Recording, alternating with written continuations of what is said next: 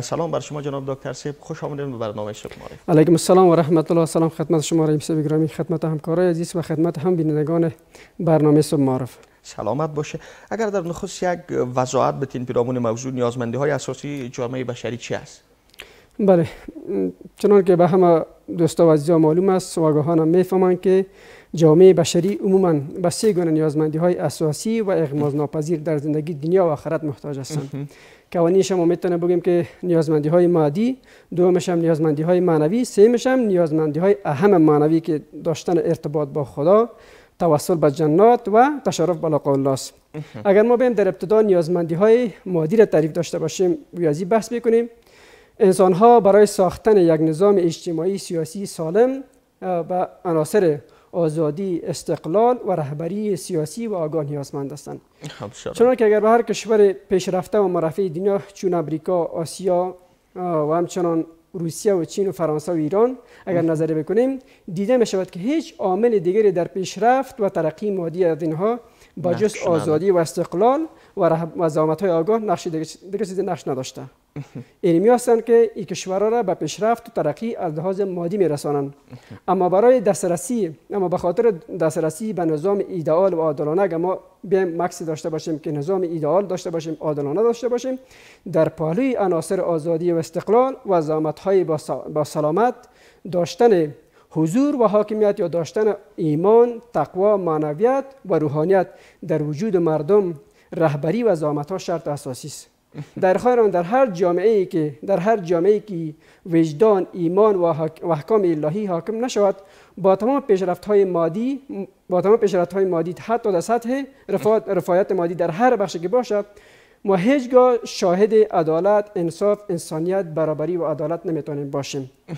یعنی باید در حد اعتدال باشه. بله، در حد اعتدال باشه. دقیقاً.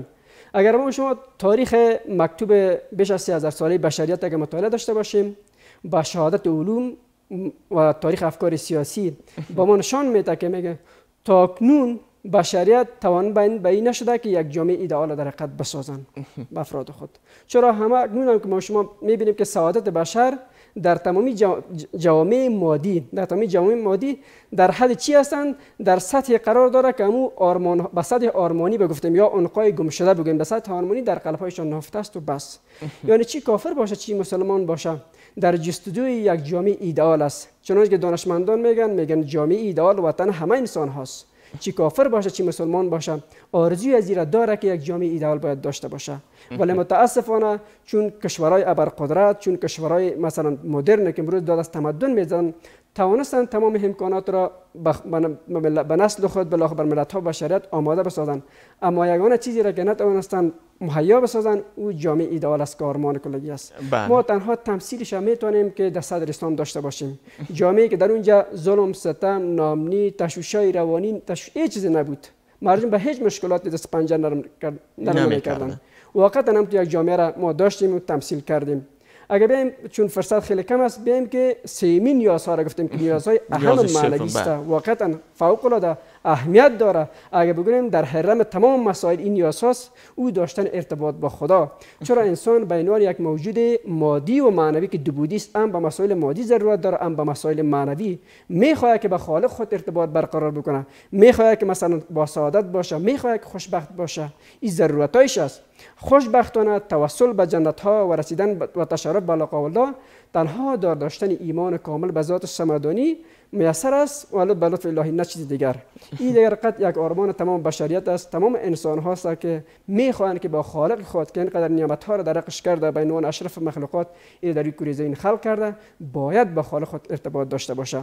پس به عنوان خلاصی بس چون فرصت کم است، اگر ما بخواهیم که جامعه را بسازیم، نیازمندی های اساسی جامعه را در حقیقت تطبیق بکنیم در جامعه، باید روی سه مسئله مهم که نیازمندی های مادی است، نیازمندی های معنوی و همتنش داشتن ارتباط به خدا باید توجه فوق العاده داشته باشیم. یک پرسش دیگه ما شما میگیم از اینکه برنامه خوب برنامه تعلیمی تلویزیون تعلیمی، اگر نقش آموزش و پرورش و تعلیم تربیت را بیایم در این نیازها، اگر نیازی اساسی هم نگیریم، نیازی مثلا به عنوان نیاز فرعی، چقدر میتونه در تحقق آرمان ها و اهداف مثلا بشری همواره یعنی کمک کنه و همکاری نماید؟ بدون شک آموزش در حقیقت در کشور حیثیت قلب داره. اگر برنامه آموزشی ما سازنده باشه، در مطابقت با معیارات باشه، در مطابقت با ضرورت‌های افراد جامعه بشری باشه، فوق‌العاده مثلا انسان‌ها و بشریت کمک میکنه. ما جامعه پیشرفته را زمانی میتونیم داشته باشیم و تمثیلش بکنیم که در اونجا آموزش حاکم باید باشه.